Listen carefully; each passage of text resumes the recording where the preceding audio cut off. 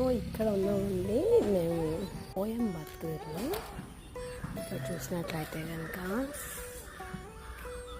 Scientists home అట, ఇక్కడ ఉన్నాము. చాలా బాగుంది. చుట్టూ షుగర్ కేన్ వాటి మీద రీసెర్చ్లు చేస్తూ ఉన్నారు.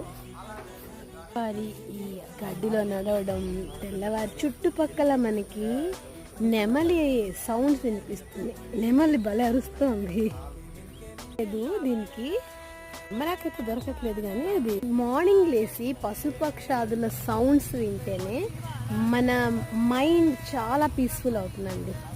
ఇలా మార్నింగ్ లేయడము, సూర్యోదయాన్ని చూడడము, ఈ పక్షుల శబ్దాలు వినడము, ఇవన్నీ చాలా అవసరం. మార్నింగ్ వచ్చుంటే బాగుండేది. గుంపులు గుంపులుగా నెమళ్ళు వచ్చాయి, కానీ ఇప్పుడు ఒక్కటి కనిపించట్లా, సౌండ్స్ వినిపిస్తున్నాయి అంతే.